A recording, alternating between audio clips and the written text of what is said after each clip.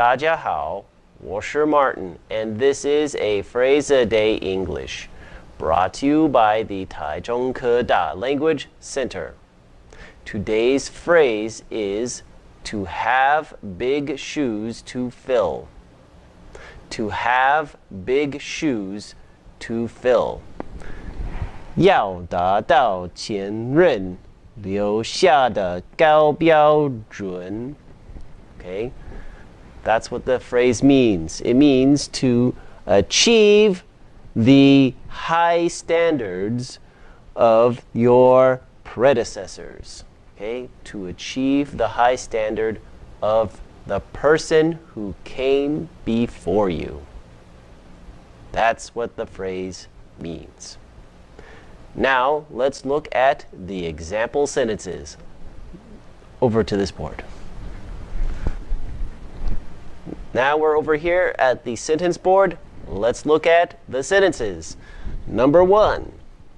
The new president has some very big shoes to fill. Number 2. When I take over as CEO after my father retires, I will have some big shoes to fill. Let's review. Number 1. So we have a new president who has big shoes to fill.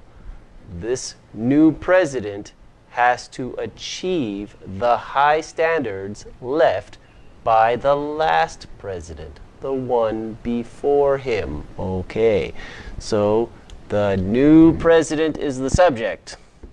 He has, there's the verb, he has what? Some very big shoes to fill. He has a very high standard to reach that was left by his predecessor, by the last president. Okay, so he has some big shoes to fill. Number 2, when I take over as CEO after my father retires, I will have some big shoes to fill. So I will have, okay, there's a verb, this is a helping verb, some big shoes to fill. So I, future tense, will have some big shoes to fill. I will have a very high standard to reach when I take over as CEO. Who left the high standard? Who was the person before me?